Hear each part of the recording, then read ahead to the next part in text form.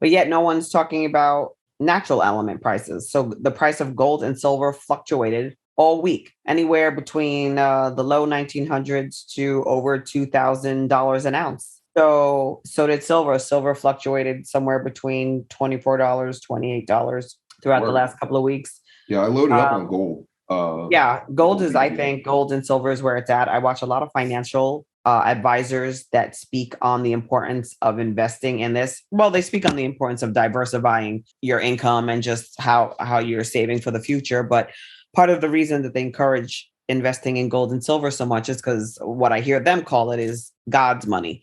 These are two elements that come straight out of the ground. We can't make it. And because of it, it will consistently go up in value, similar to real estate. We can't make more earth. So we can only dominate portions of what's here Yeah, over the long term, yeah, it's over the just long going to term. go up and up and up. So you could buy stock in gold and silver, or you could actually own gold and silver. And my partner and I choose to actually own the bullion and the silver. Oh, Small really? portions. We're in the very beginning stages of it. But I mean, yeah, we have like definitely like several ounces of silver and like, just a couple of ounces of gold just to get started, because in 10 years it will go up in value because it always does. Yeah, I want it more liquid than that, so I'm in a gold ETF. But yeah, Okay. and I mean, so the theory around Bitcoin investing is the same thing because there's a limited supply of Bitcoin, but Bitcoin fluctuates based on, regulatory prospects and all that shit. Right. You know what I mean? China bans all the Bitcoin. All of a sudden the price goes down and it goes back up. And you know what I mean? There's so many other things that affect the price of Bitcoin that Correct. don't have anything to do with the actual straight up amount of Bitcoin out there because of all the regulations. Whereas there aren't going to be any more regulatory shocks to the market for gold and silver. These markets have been around for more than 100 years. We know where they're at. Every government has this more or less established at this point. Right. And it's like they say, it's God's money. It comes straight out of the earth. It can be manipulated to do all kinds of things, especially silver. Silver gets used in a lot of things, silver and copper. But my primary focus is gold and silver, and only in real chunks, whether it's a couple of grams. I have different sizes. I have a couple of grams, like almost like the size of what you'd make a gold tooth out of. And we also have like a couple of ounces. The ones that are small are easy to sell. Like if we're ever jammed up, it's easy to give this to somebody and be like, hey, give me $50 for it. Also, these two elements are two of the only elements that every country in the whole world accepts as currency. I can go anywhere on this planet and hand somebody gold and get something in exchange for that. I can go anywhere on this planet and hand somebody silver and get something in exchange for that.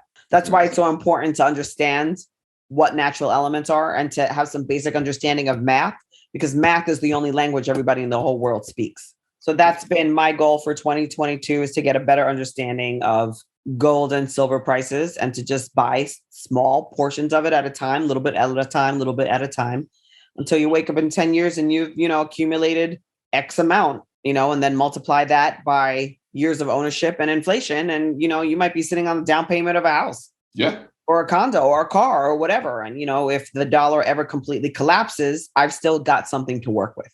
That's a good point. That's universal. That's universal and accessible, and I can carry it. That's the thing with my exposure, since it's still on a fund, it's an ETF.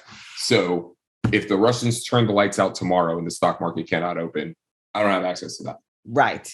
So I wanted to have something, so we have like just a little bit of cash. We've got a little bit of bullion. We've got a little bit of like pension savings, so that at least not now, but 10 years from now, we're not going to starve to death. And so next thing for me, part of business ownership is accumulating property. So I would like to own another property in the next 3 years under the business name.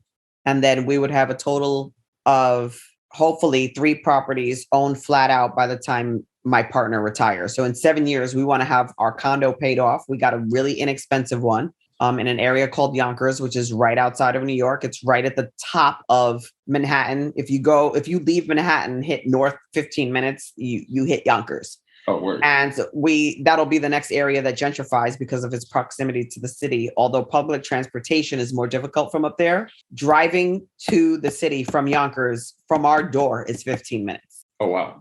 Okay. So our goal is to pay off that condo in the next 7 years because we've got 70 grand left on it. You got that. And by then he'll be retired. We'll have that. We'll have the house in the Bronx. And then by then, I hope that my business will also own one other property. And that's what the financial gurus say is the way of building wealth. Small steps and only spending your money in things that go up in value and not shopping anywhere that you don't own stocks in. So if you know you're a Nike fan, then you should have Nike stock. If you know you're a Bulgari fan, then you should have Bulgari stock. If you buy Apple products, then you should have Apple stock. Because it doesn't make sense to spend money in a company that you have no ownership in. Yeah. Other people profit. At least some of that money's coming back to you. At least some of that money's coming back to you. And then you can control what community that money goes in and that money's spent in. Facts.